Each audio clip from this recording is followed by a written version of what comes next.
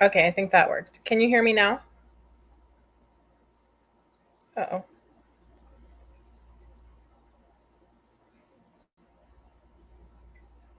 Okay, you can hear me? Hi, Teresa. Katrinka, good to see you. I think I saw Mary up here too. Hello, Miss Mary. Thank you all for coming. And I think I'm going to wait just a minute and let people come in. And I think I'm going to do a small seed giveaway.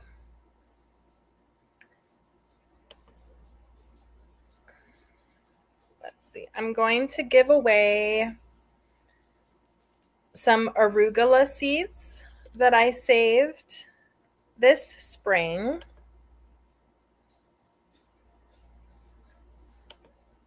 Let me see if I can figure StreamYard out. Okay. Can you guys see the giveaway tool on the screen?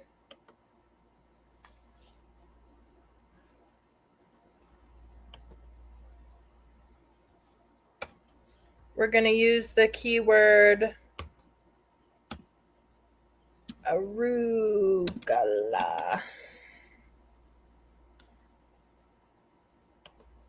Okay, so if you want to win some arugula seeds, use the hashtag and comment hashtag arugula.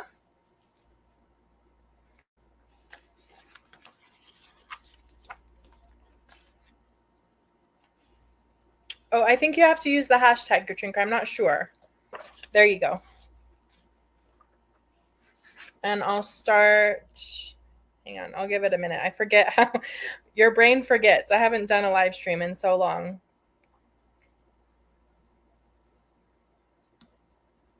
But I'll let a few more people enter if they want to. How is everyone doing tonight?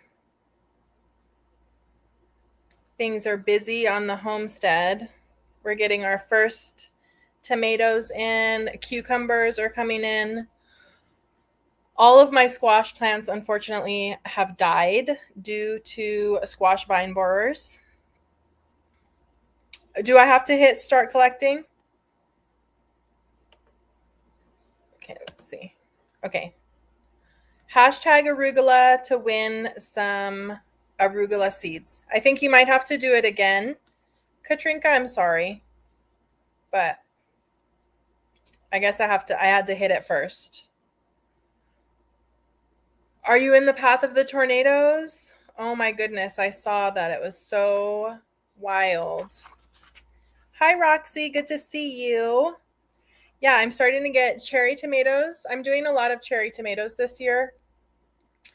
I'm doing one variety of large sauce tomatoes, Super Sauce by Burpee, and they are a hybrid tomato.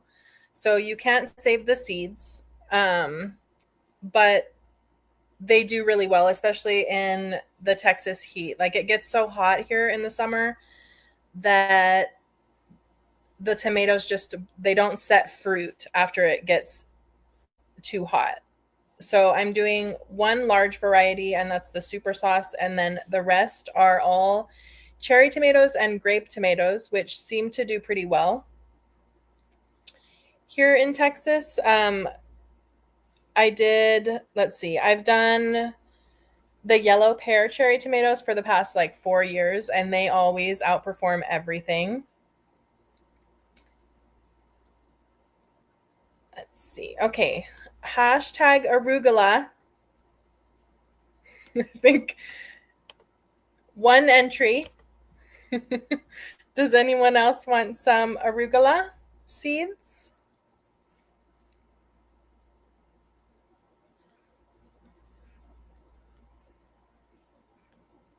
Did I spell it wrong? No. Arugula. Why did it not? Oh, you spelled it wrong, Roxy.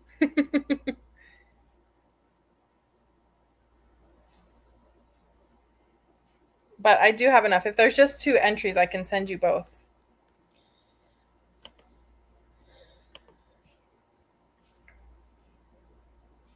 There you go. 2 entries.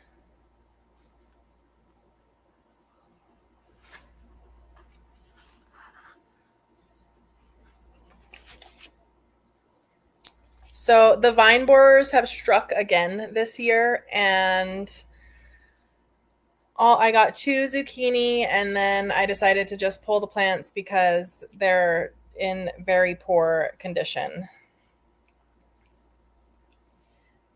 You ready to do sourdough again? Aw, your 5th time. Well, there's definitely a learning curve with sourdough, and I'm going to go over it in pretty good detail tonight.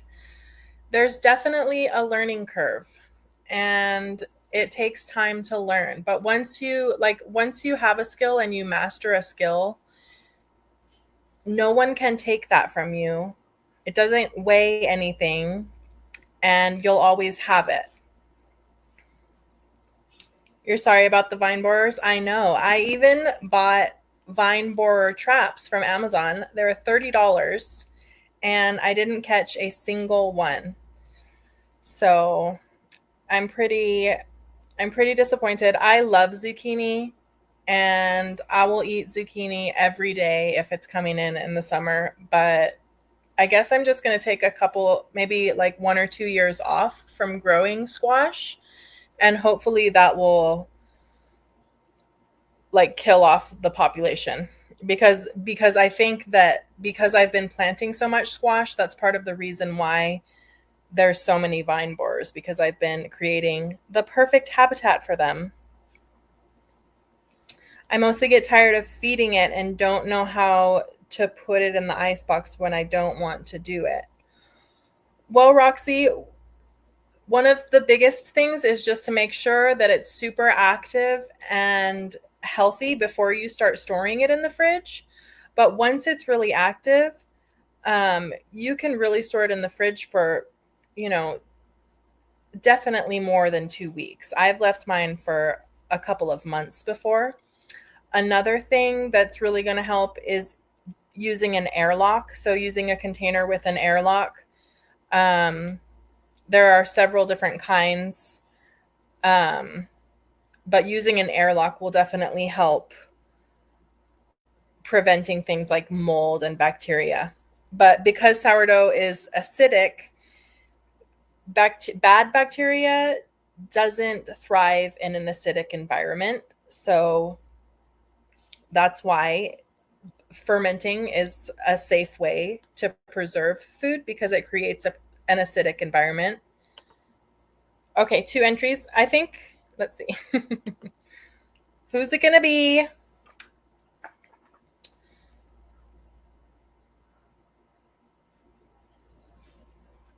Congratulations, Katrinka.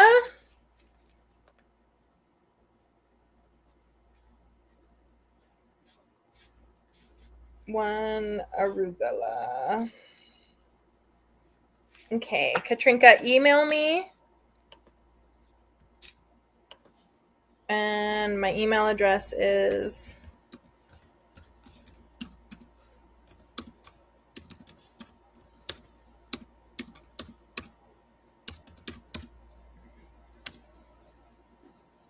moonsproutchannel@gmail.com, and email me your address and I will get your arugula seeds out, and I might add some more seeds in there too.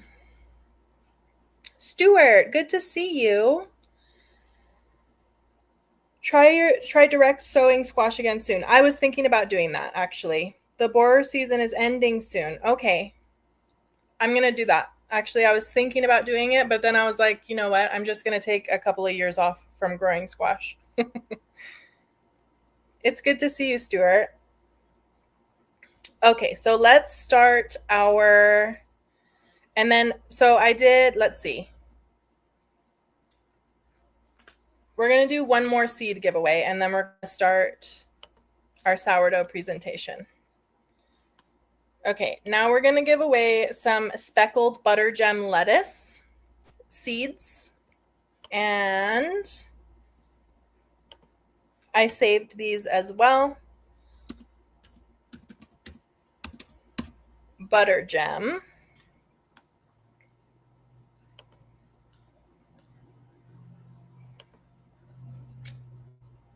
So use hashtag buttergem if you want to win some speckled buttergem lettuce seeds before we start. And then I'm going to do another little seed giveaway at the end.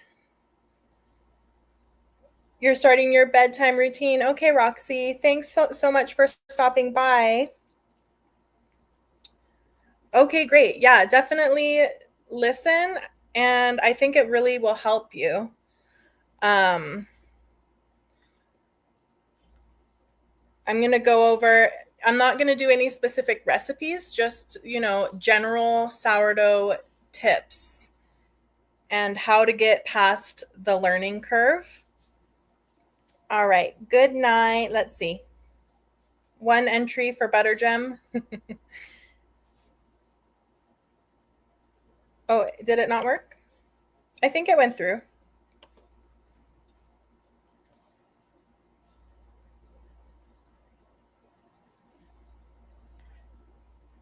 Okay. Does anyone else want to enter to win some speckled buttergem lettuce? I think this was originally from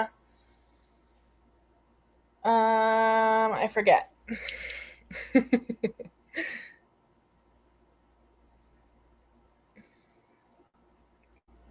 Okay, since there's just one entry, I'm just going to go ahead and call Roxy the winner. Congratulations, Roxy.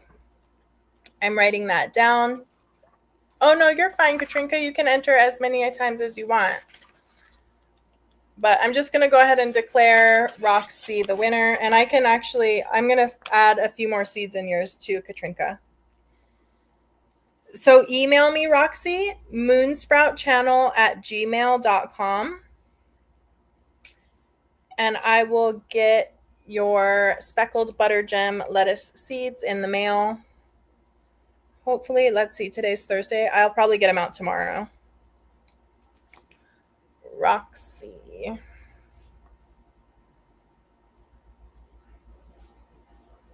And that speckled buttergem lettuce is amazing. And that's great for fall. That'll be good for your guys' fall gardens. Dan H., good to see you, sir. Okay, and now let's start our sourdough presentation. Okay. And actually, I could give away some more dehydrated sourdough starters too. I know I give them away all the time. So I don't know. Do you guys want dehydrated sourdough starters, or who in here does sourdough, or are you all new to sourdough?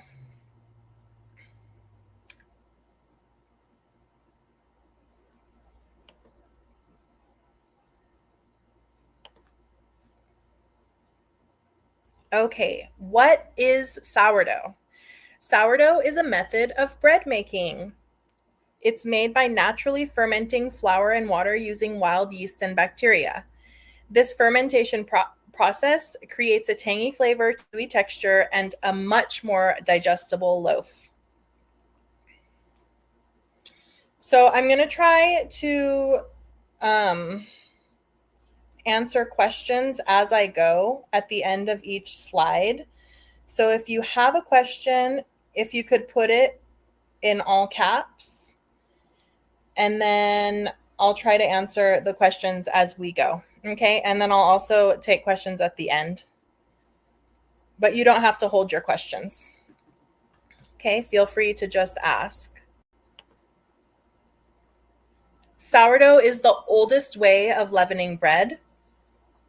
Sourdough uses a starter or a mother culture to leaven bread. A sourdough culture is a living thing. It's a mixture of flour, water, wild yeast, and bacteria. When you feed a sourdough starter flour and water, it converts the sugars into When you feed a sourdough starter flour and water, it converts the sugars in the flour into carbon dioxide. This alchemical process makes sourdough bubbly, and it's what gives sourdough bread its rise. Yes, it does taste so good, Katrinka. Like once you once you get into sourdough and you really start making your own bread, store-bought bread just doesn't do it for you. It is far superior. So one of the biggest keys to learning sourdough is understanding the cycle of a sourdough starter. And like pretty much everything else, sourdough is cyclical. And many factors can also dictate how your starter behaves. So when you feed your starter, the yeast and bacteria begin to wake up and multiply, consuming the sugars in the flour. You'll notice it starts to bubble, expand, and develop a pleasant, tangy smell. This marks the active phase. After some time, your starter will rise to its peak, and its peak is going to be the highest point that it's going to rise to. So at this point, it will be bubbly, airy, and it should have doubled or more in size. This is the best time to bake with it. Actually, the best time to bake with it is right before it peaks. And so if you catch it right before it peaks, your loaf will also be milder in flavor, which I have kids and they will whine if it's too sour. So I actually aim to have my loaves be pretty mild. Now, if you want a more sour loaf, you can bake with it after it has started to fall, and that will actually result in a more sour loaf. So it really depends, right? It depends on what you're trying to do. But generally, you're going to want to bake with it right before it peaks or at its peak. Okay, so and then when it peaks, it's also a sign that your starter has worked through all of the sugars in the flour. So it's worked through all of its food. And at that point, it begins to fall. So after it peaks, the starter will begin to fall. The bubbles will start to deflate. And if left unfed, it will eventually fall all the way back to flat. So, and I've had people all the time, they think that it's done at this point, that their sourdough starter has died, but no, it's sleeping and it's hungry. So at this point, you could put it back in the fridge, and if your sourdough starter is established and you have a good airlock seal on it, it can live for a long time in the fridge. I've left my sourdough starter in the fridge for 3 months, and I actually had 2 separate jars of the same starter. One had an airlock lid and one didn't. So I did a little science experiment. I didn't mean to, but that's just how it happened. And the one with the airlock lid was perfectly fine. It did develop a layer of dark liquid, which is called hooch, and that's totally normal. But the other one without the airlock lid did develop some mold. So an airlock lid really does help prevent mold and bad bacteria if you're going to leave your sourdough starter for a long period of time in the fridge. Okay, so yeah, when it falls back to flat, it's not dead, it's just hungry. So at that point, if you're going to leave it on the counter, you would want to feed it again. If you're going to put it in the fridge, just pop it in the fridge and it'll go to sleep.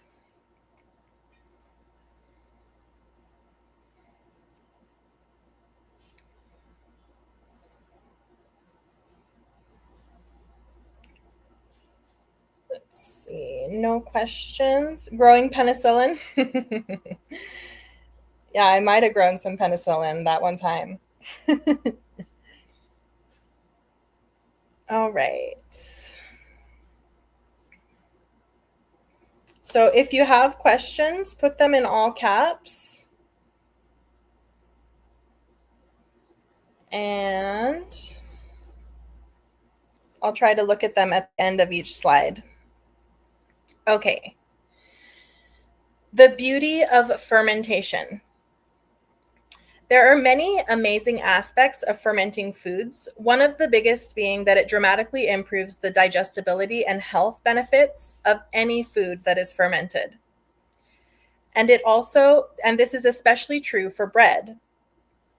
Sourdough is much easier to digest than other breads, and the fermentation breaks down the gluten, which improves nutrient absorption and reduces bloating. The dough is often fermented over many hours or even days, which also enhances flavor and texture.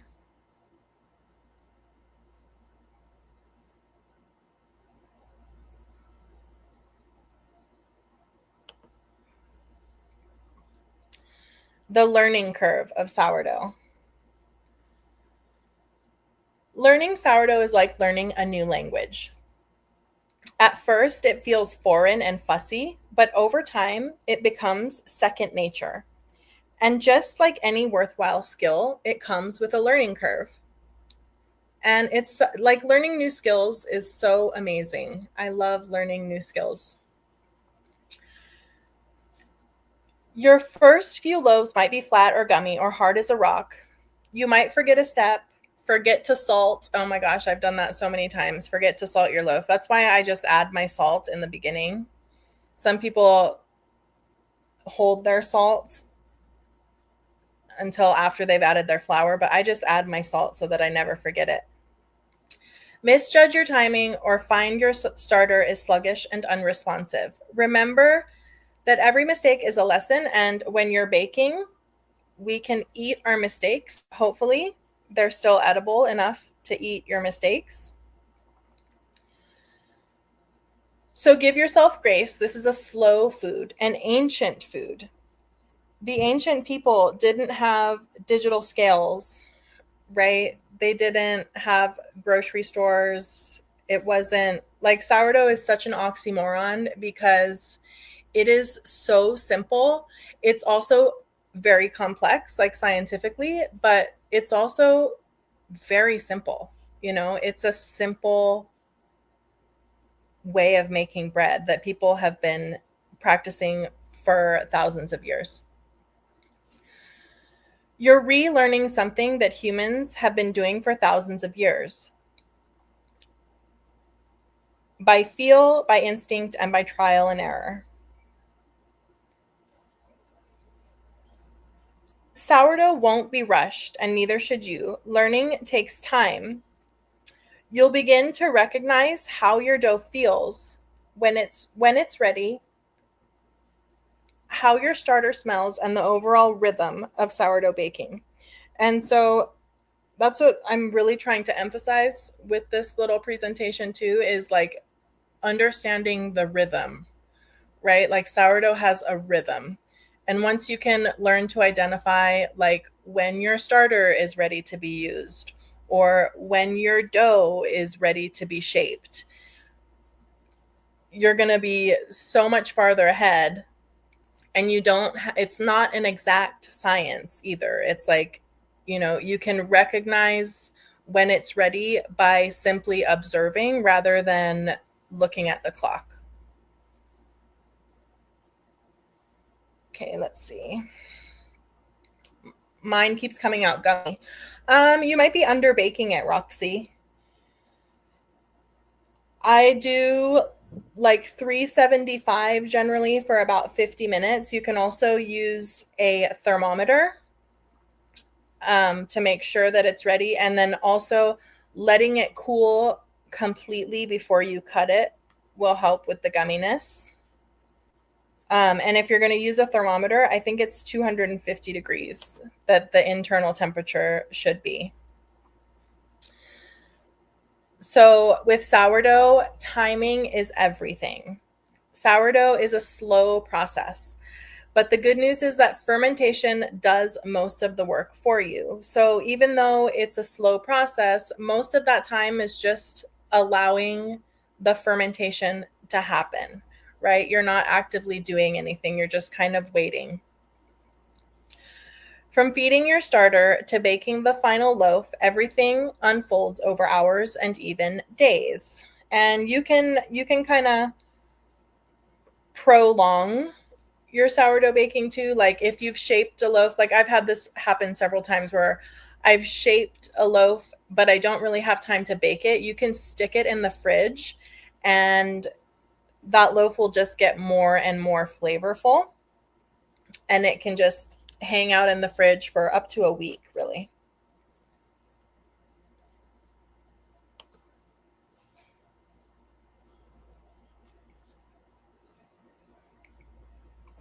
Okay. So this is my basic sourdough recipe. I have done a video on it, and I will link it in the description. It's not linked yet, but I will.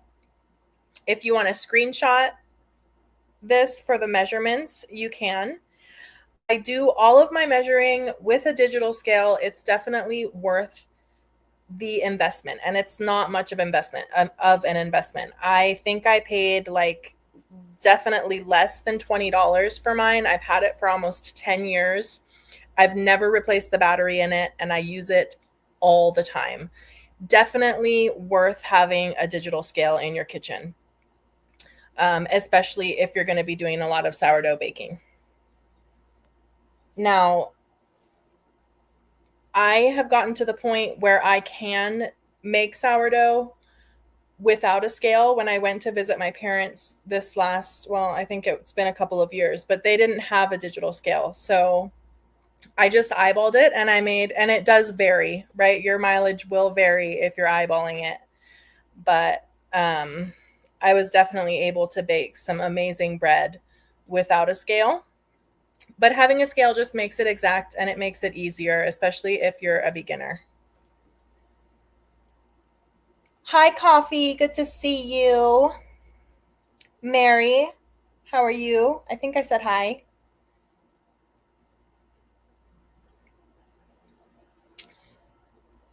So if it's flat, it's really sour. Yes, it is. It's more sour. Yes, that's true. Katrinka.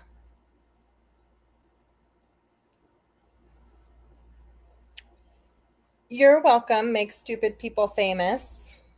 Thank you for stopping by. Okay. So again, if you're just coming in, if you have a question, put it in all caps, and I'm trying to read the questions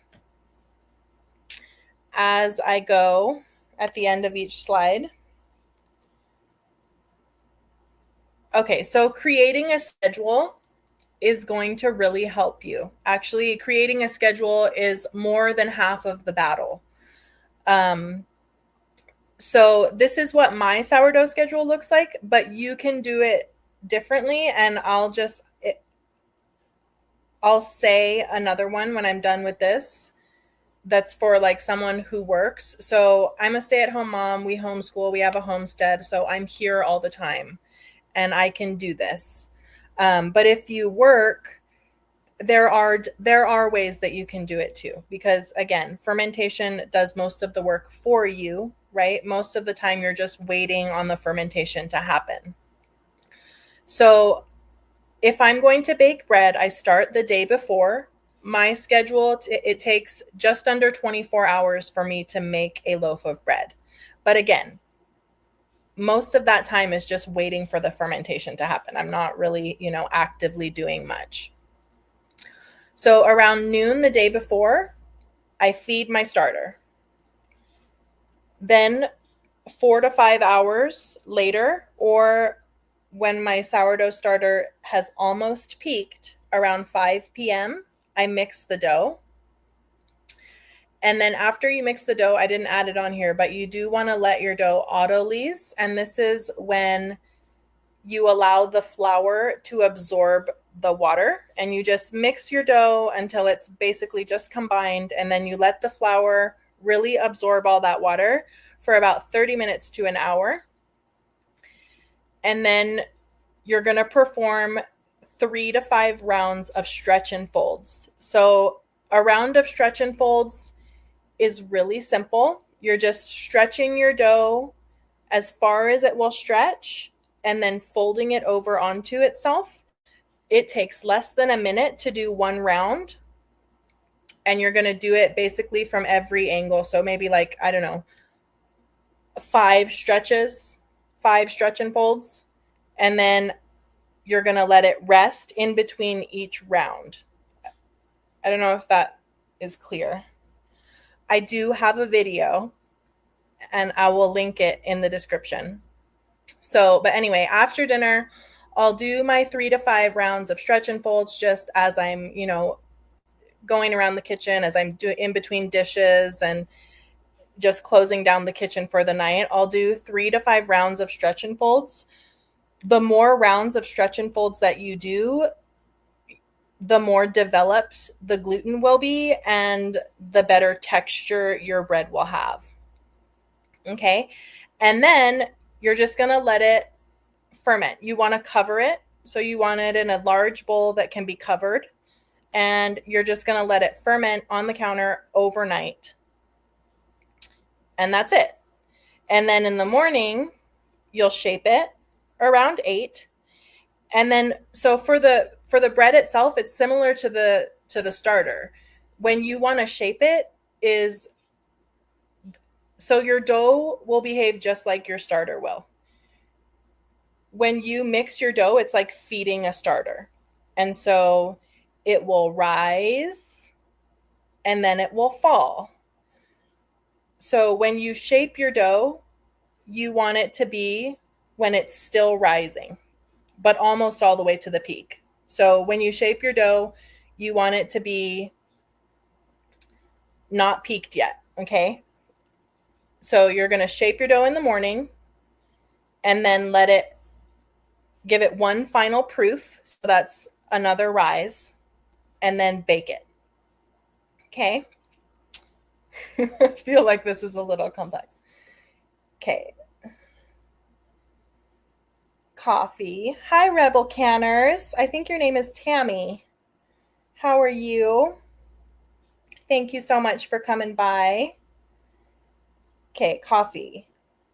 Did you show how to make a starter and keep it going? I'll just rewatch if you did. So I didn't show how to make a starter. You can make a starter, and you definitely can. It can take upwards, it'll take at least 14 days of consistent feeding every day. I actually just made a gluten-free starter, and it takes a long time. Coffee, if you email me, I'll send you a dehydrated sourdough starter that's very active and established. So, but if you want to make your own starter, you definitely can. I didn't go over it in this presentation, and it's generally a lot easier to just get an established culture from someone. And you'll find that, like, in the sourdough community, people want to share their sourdough starters. Like, it's, I'm telling everyone I can about my sourdough starter, and I'll I'll give you a sourdough starter. I love giving away sourdough starters. Yes, email me, Coffee. Let me put my email address in.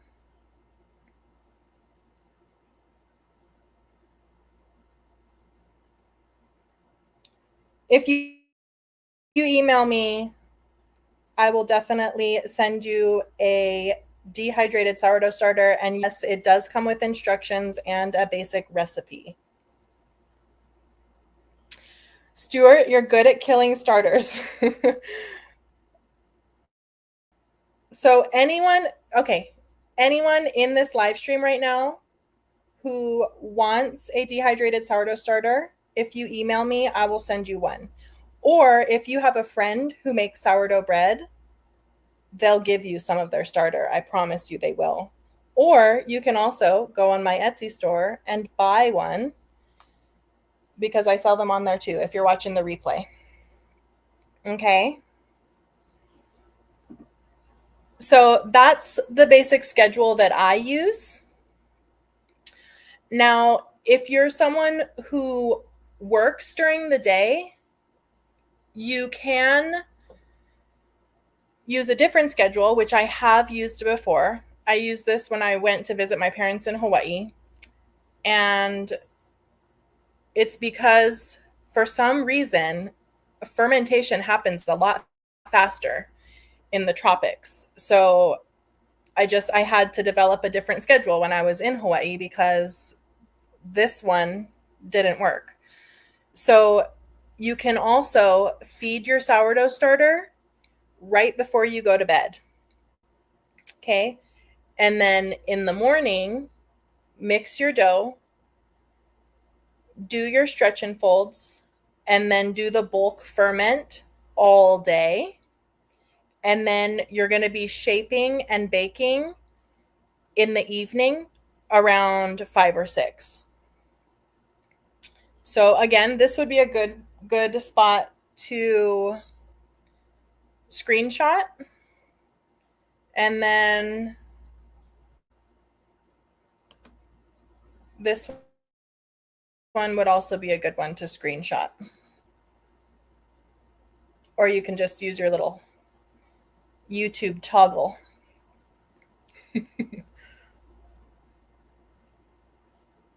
Okay.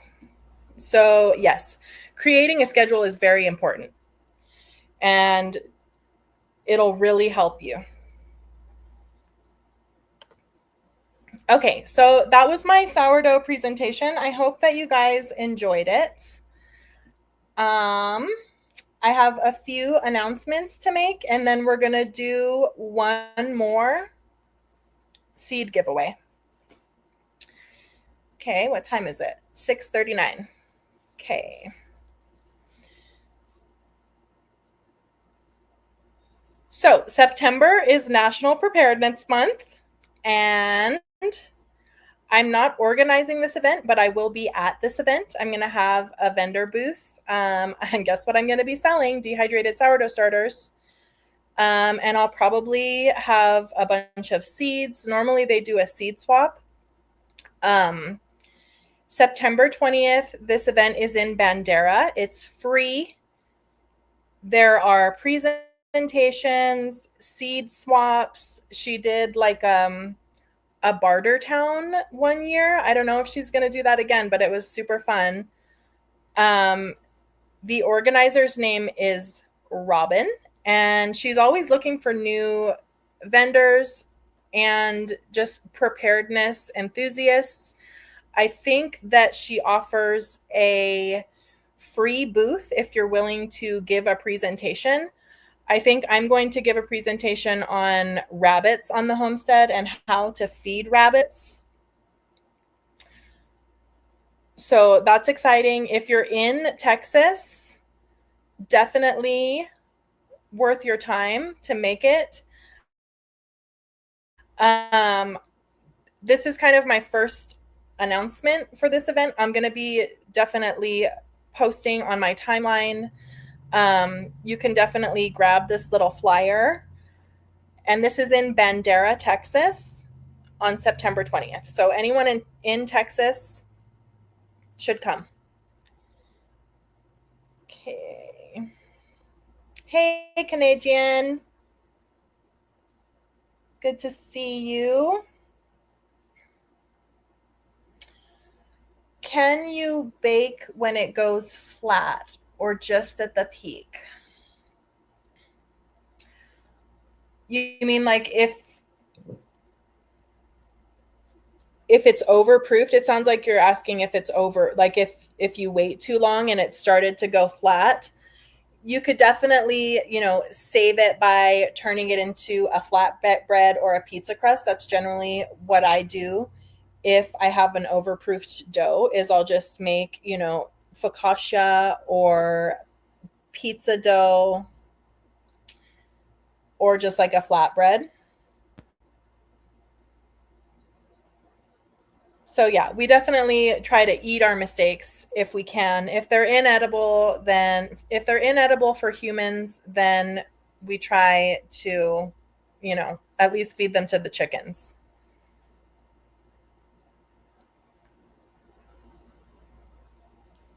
Yes, when it goes flat, that's time to feed it. So you can either feed it or you can also just stick it in the fridge. Like the cold temperature just kind of puts it to sleep. And you can store a active sourdough starter, a really like healthy, resilient, established sourdough starter in the fridge for upwards of a month. But yeah, so Katrinka, when you feed your sourdough starter, it'll rise and then it'll fall back to flat. And when it falls back to flat, it's hungry. It's worked through all of the food that you gave it. Like when it's fallen past the rise. The starter, Roxy, are you talking about the starter? You can use it when your starter has fallen past the rise. It's going to result in a more sour loaf. And I mean, the thing, there's no one right way to do it either. You can definitely experiment. I'm experimenting right now with like just using cold sourdough starter straight from the fridge instead of using active sourdough starter. There's so many different variables. So yes, the answer is yes. You can. You definitely can. And if you want it to be more sour, then yes, you should.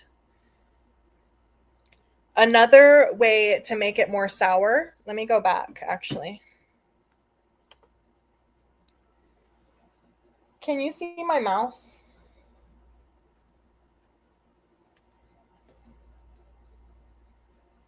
I don't think so. Okay. So another way to make it more sour, if that's your goal, is to shape it. After you shape it at 8 a.m., stick that shaped loaf in the fridge and you can store it in there for up to a week. And it will continue to get more and more sour and develop a more complex flavor. And then you're going to just basically preheat your oven, score it, and pop it in there cold. And it works beautifully. Like some of my best loaves that I've ever made, I use that method, and they're so delicious.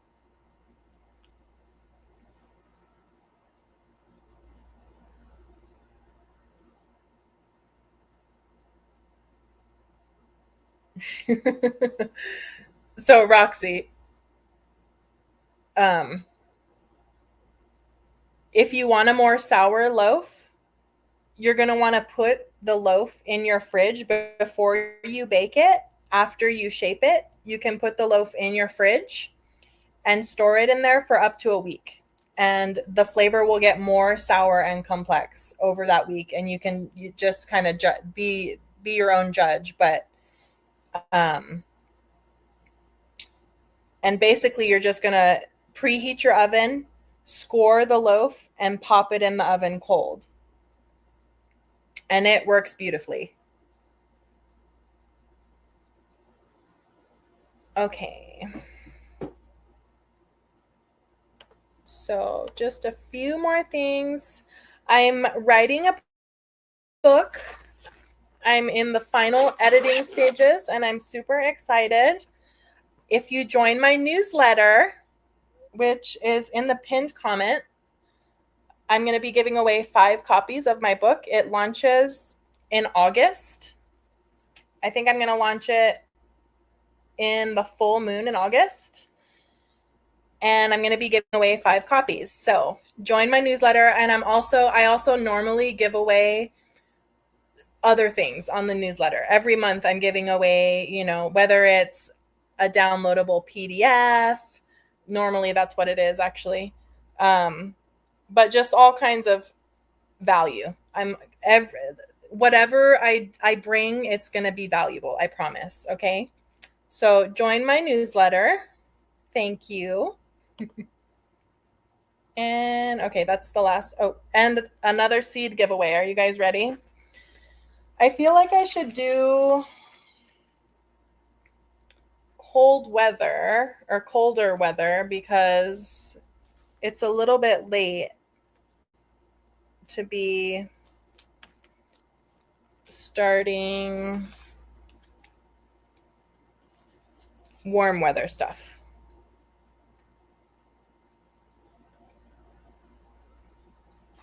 Let's see. So actually, I'm just going to bundle things together. We're going to do, hang on, let me exit out of full screen. Thank you so much for coming, you guys. And thank you for joining my newsletter. It's fun. And it's once a month. I'm not emailing you, every day at all. It's once a month. It's a new moon. I'm doing it on the new moon. My new moon newsletter. Okay. So this one, we're going to do A.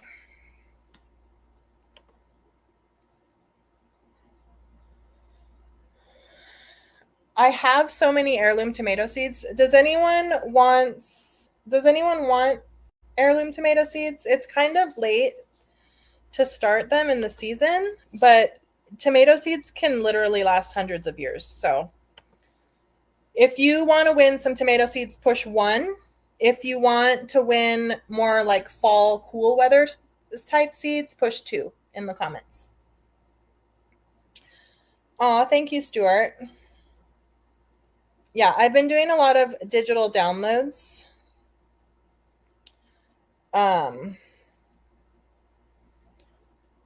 Which, okay, 2 and 1. I guess we'll do both. Let's do let's do a fall bundle.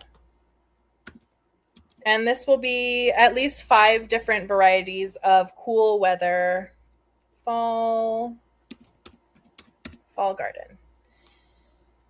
So I'll bundle together at least 5 different varieties of cool weather crops.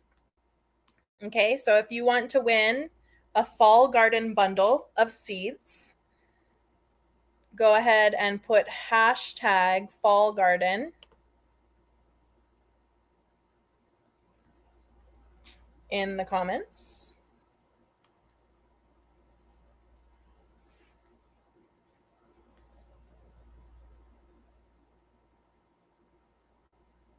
Okay, you're in Ohio, Teresa. So yeah. I know, it's weird. The different zones are weird.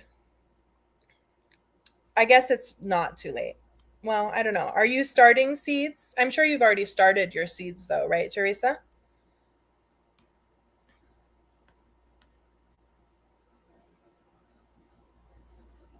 All right. First entry. I think you have to use the hashtag KP. And hello, KP. Good to see you.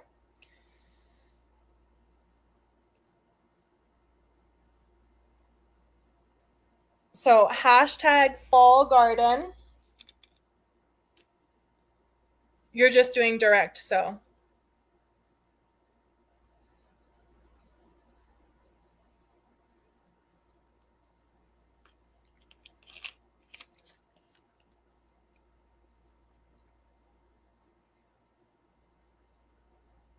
Okay, and I guess I'm going to give, you know what? I'm going to give my squash plants one more try. Because the same thing happened last year. And it was really disappointing. But I'm going to direct, so more zucchini.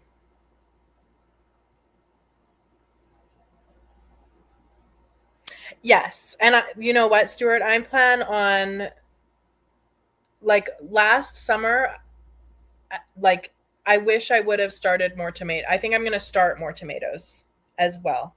Even though I have a bunch. Like, I'm growing a large variety of cherry and grape tomatoes this year.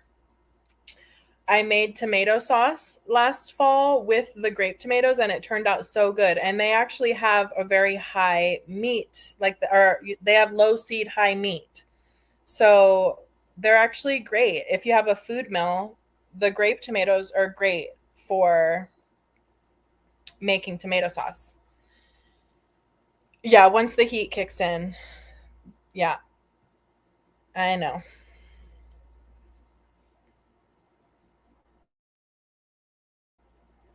Okay, let's see. Do we have any entries? 5 entries. Okay. Any more entries? Let's see. How many are in here? 10. 10 in the chat. 5 entries. Does anyone else want to win a fall garden? You can enter more than once if you've already won, Katrinka.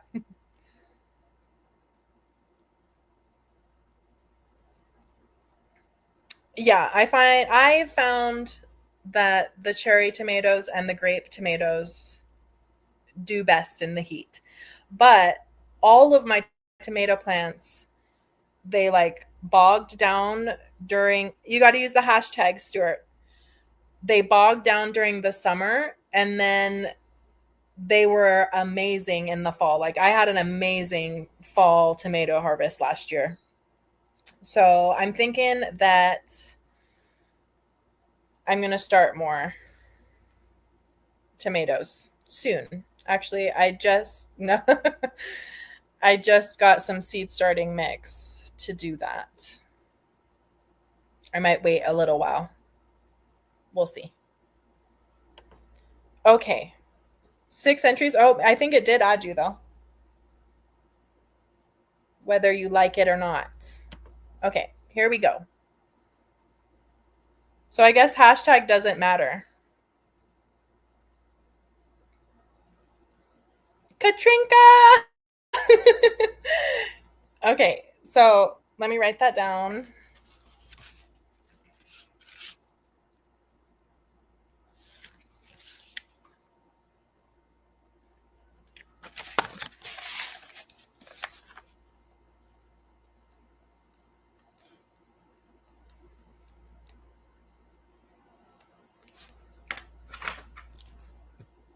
You got some lucky stars, Katrinka. You got some lucky placements in your astrological chart. Okay. Let's do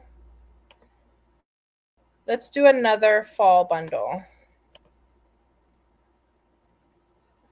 Okay. Oh, whoopsie. I could have just drawn again. Whoopsie.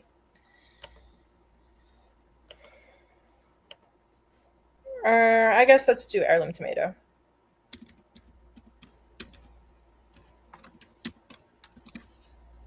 Because I've got so many heirloom tomato varieties. I don't know why I was a little bit obsessed for a bit about collecting heirloom tomato seeds. I've got probably 20 varieties. It won't be all 20 though. This will probably be about 5 varieties of heirloom tomato seeds that I have a bunch of, okay?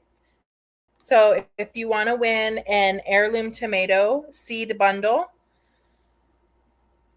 type heirloom tomato, and you don't need the hashtag, I guess.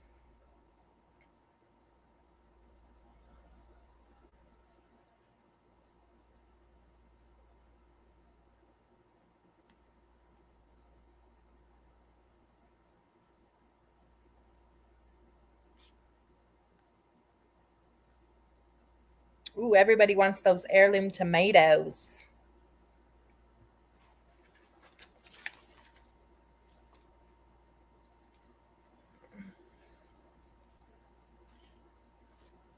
And I have so many. Shout out to Jennifer at Northern Girl Hobbies. All of her seed swaps have been so amazing. And I've gotten a good amount. And then Old Swede Farms also did a great seed swap. And I got so many heirloom tomato varieties from both of those.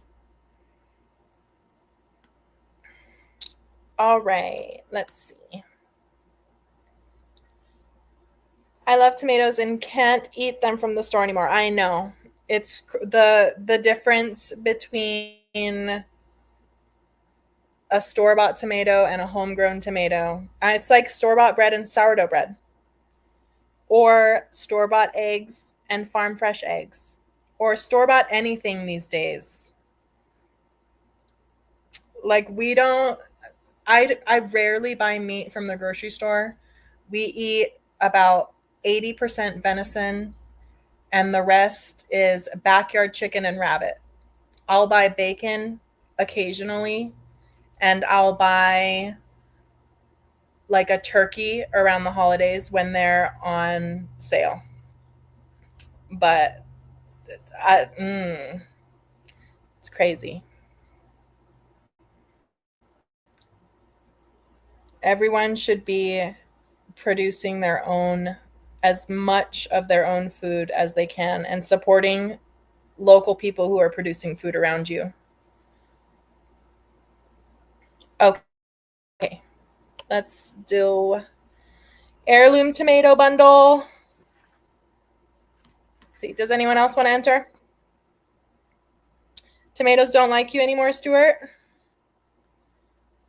They are a nightshade. I just read an article about nightshades containing nicotine. Nightshades contain trace amounts of nicotine. Is that fascinating? Not like a lot. Obviously, we're not like, I need a tomato break.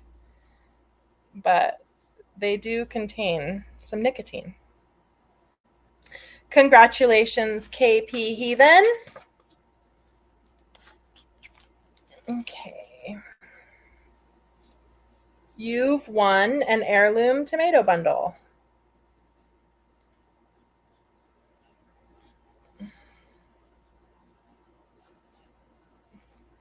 Okay, so if the winners could email me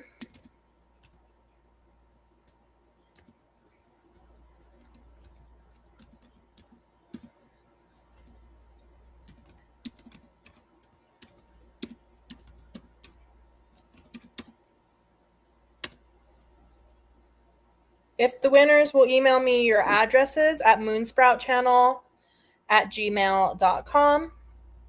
I will do my very best to get these seeds out tomorrow, if not Saturday. And thank you guys so much for coming to my sourdough presentation. I need watch hours, so that's kind of one of the reasons why I decided to do this live stream. So hit the bell notification because I'm probably going to be doing more live streams. I don't know what the contents will be, but I do plan on doing more live streams. Hit the like button, hit the subscribe button if you're not subscribed, share, hit the bell, and thank you so much for coming. Y'all have a great night.